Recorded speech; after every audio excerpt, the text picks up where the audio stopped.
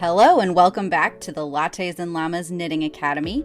Today we are going to look at how to turn a heel using a short row decreased heel turn. So here I have a sock that's ready to have the heel turned. I've already knit the heel flap. I did that with a slip stitch heel flap, and you can see that there are these slipped stitches on the edge of both the heels, or the edge of both of the heels flap sides. These are stitches I'll pick up to work a gusset later, but first I have to turn my heel. So this is one of the easiest heel turns out there. It's also one of my favorite. It's not prone to some of the gaps that you'll see in other short row heels where you wrap a stitch. Instead, we're going to decrease. So there's a few things to note before you get started. Whenever you're working a decreased heel turn, you're going to see something in the pattern that refers to a gap. That can be intimidating at first. It will make sense once I knit it and you see that there's a very visible gap that gets created between two of the stitches. I'm working on a second version of my shifter socks here, so I'm going to follow the instructions in the shifter sock pattern, which is available free on both the Lattes and Llamas website and on Ravelry.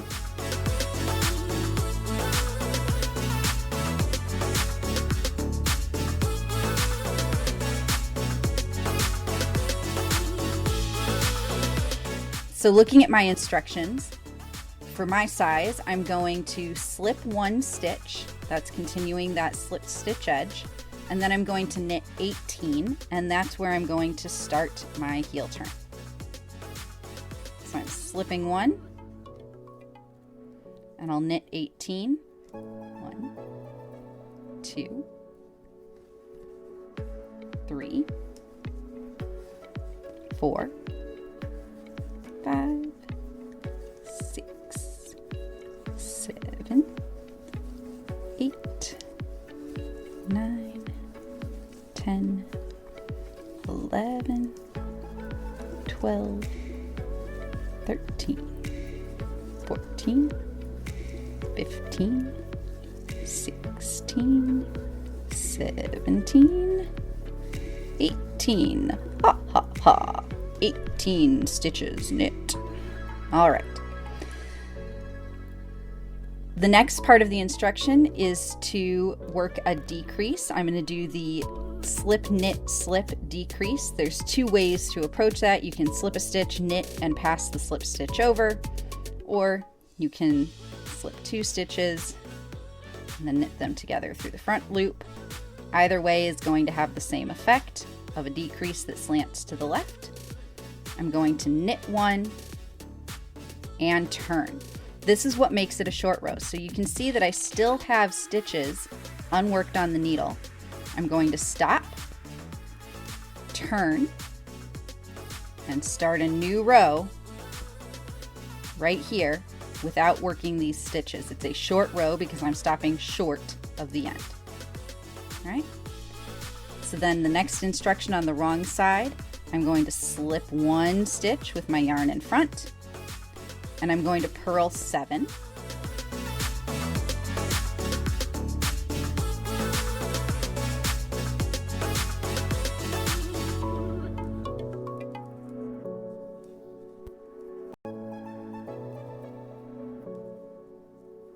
Okay. Now I'll purl 2 together.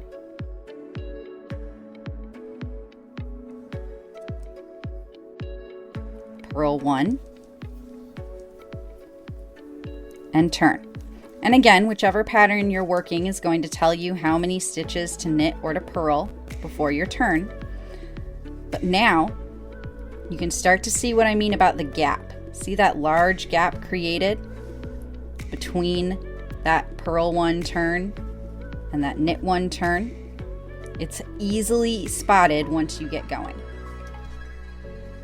Now for the rest of the heel, I'm going to slip one at the start of each of my short rows, and then on the right side, this is the right side, I'm going to knit to 1 stitch before that gap. And again, that gap's really easy to spot when you're working. It jumps out at you. It's large. It looks like a great big hole in your knitting. It's not going to be a hole, but it's not something that you have to worry about whether or not you're going to be able to see it because it's super obvious. All right, so I'm at 1 stitch before the gap, and I'm going to work that decrease again. I'm working the SKS, or sometimes called the PSSO slip decrease on the front. I knit 1 stitch and I turn. On the wrong side, I'm going to purl until 1 before the gap. And again, here's that gap. It's easy to spot. So I'll slip my first stitch. I'm going to slip the first stitch of every row in my heel turn. Purl over to 1 before the gap.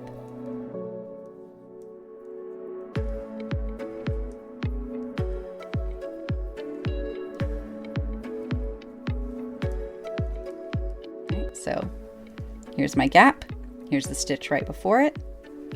I'll purl 2 together, purl 1, and turn. And I'm going to work back and forth like that until I get back out to the edge of my stitches. And your pattern will tell you kind of what your stitch count is so you can keep track. So I started out with 32 stitches in my heel flap. I'm going to continue working these 2 rows until I get to 20 stitches left on my heel flap. So I slip 1, knit over to 1 before the gap.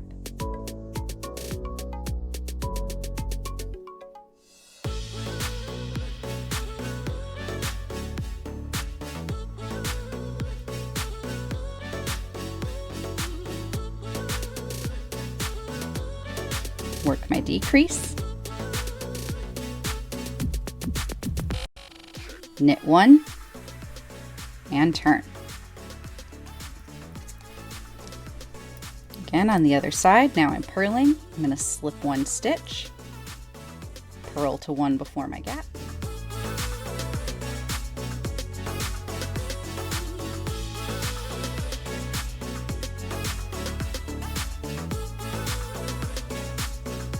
So I'm not needing to count these stitches as I go. That's another nice thing about this type of heel turn. I'm just working until I get over to my gap. And again, it's easy to spot. So let me show you what would happen if I forget to stop, right? Let's just say I'm zoning out, not paying attention.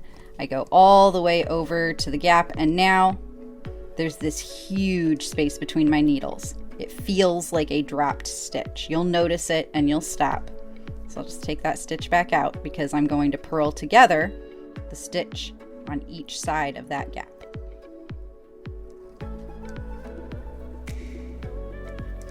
Purl 1 and turn. So now I'm going to go ahead and just finish out this heel.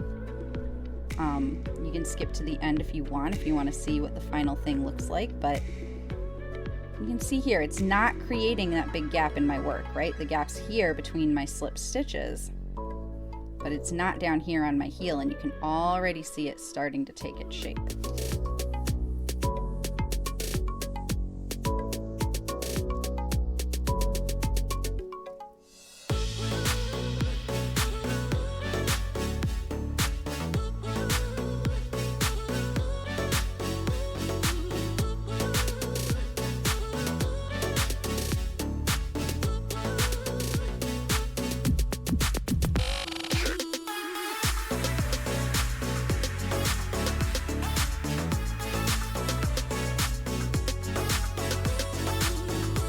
Again, back to my gap, work my decrease, knit 1, and turn.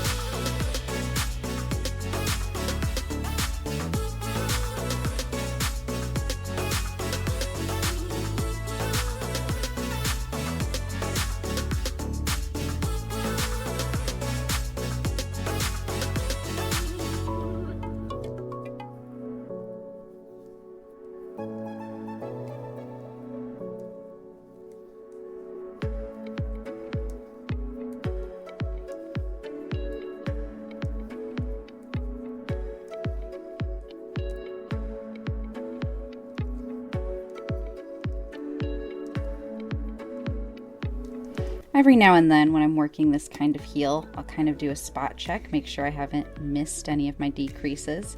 As I go into a right side row, I want to make sure I have the same number of stitches on both sides of my gap. So here I have 4 stitches, and over here on the other side of the gap, I have 4 stitches. So I know I'm on track. It's really starting to look like a heel now. Makes a nice clean edge right there.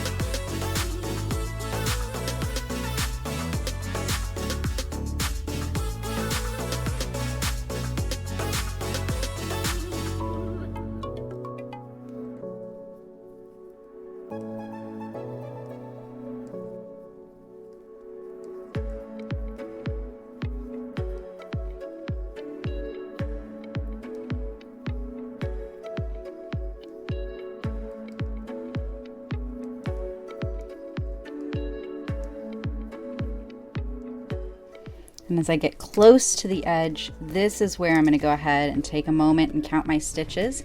I know that I'm going to work these 2 rows back and forth until I get to 20 stitches on my needles. I know that I want that to bring me all the way out to the outside edge. So here I'll just count and see how many I have left. So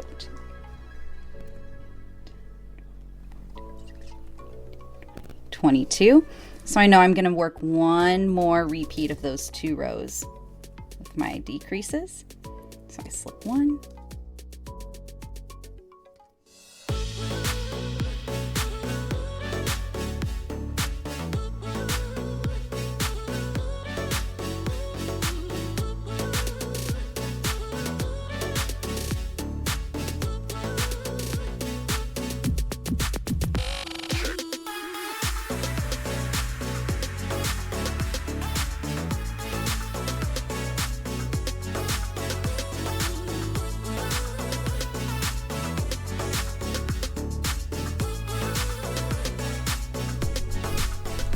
And I work this decrease and then knit 1.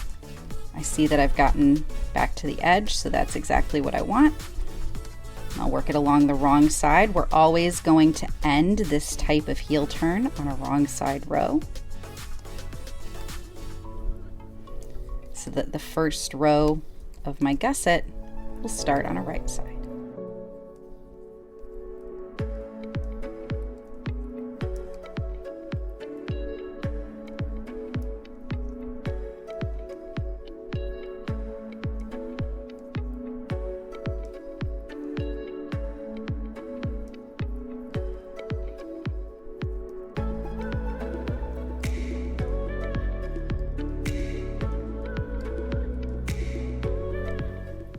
Here at that gap, purl together, purl 1, back out to the edge, and I've completed my heel turn. And you can see that now what had been just a flap is actually shaped like a sock. It's nice and even, both the inside and the outside. You don't have any gaps that can sometimes get created by the wrap and turn of a lot of short row heels. It's just a really nice, easy heel turn. Not a ton of counting, not a lot to keep track of. It's got a really nice look. Fits the heel really well. So thank you for watching, and we hope to see you back at the Lattes and Llamas Academy soon.